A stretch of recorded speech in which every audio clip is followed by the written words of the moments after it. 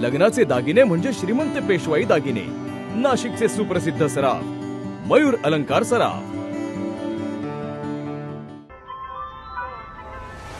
ताज्या बातम्यांसाठी नाशिक न्यूजच्या YouTube चॅनलला सबस्क्राइब करा आणि बेल आयकॉनला प्रेस करा।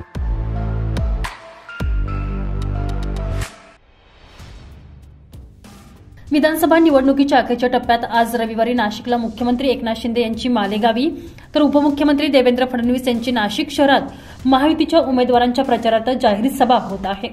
महायुतीचे दोनही नेते एकाच दिवशी येत असल्यानं जाहीर सभांमधून ते काय बोलतात याकडे आता नाशिककरांचं लक्ष लागलंय।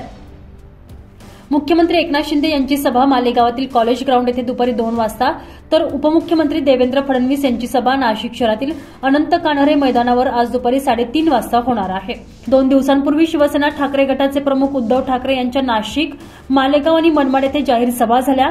या सभांद्वारे त्यांनी पंतप्रधान नरेंद्र मोदी, अमित शहा तसेच देवेंद्र फडणवीस आणि एकनाथ शिंदे यांच्यावर जोरदार टीका केली। त्यामुळे ठाकरेंच्या टीकेला फडणवीस आणि शिंदे काय प्रत्युत्तर देतात याकडे लक्ष लागलंय। दुसरीकडे नांदगाव विधानसभा मतदारसंघात शिंदे गटाचे उमेदवार आमदार सुहास कांदे यांच्या विरोधात अजित पवार गटाचे समीर भुजबळ यांनी बंडखोरी केली आहे। या मुद्द्यावर आता मुख्यमंत्री शिंदे जाहीर सभेत काय भाष्य करतात याचंही औत्सुक्य नागरिकांमध्ये आहे। 18 नोव्हेंबर म्हणजेच उद्या निवडणूक प्रचाराची सांगता होतीये। त्यापूर्वी आदल्या दिवशी आज महायुतीच्या 2 सभा होत आहेत। नाशिक येथे आगामी 3 वर्षात सिंहस्थ कुंभमेळा होतोय। या कुंभमेळ्याच्या अनुषंगाने महायुतीकडून नाशिककरांना तसेच मालेगावकरांना काय आश्वासनं दिली जातात, तसेच निओ मेट्रो प्रकल्प आणि औद्योगिक वसाहतीमधील प्रकल्पांविषयी महायुतीकडून काय भूमिका घेतली जाते यावर बरंच काही अवलंबून असेल।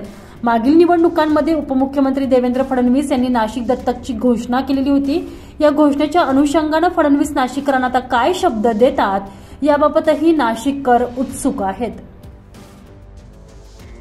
Bureau report, Nashik news, Nashik.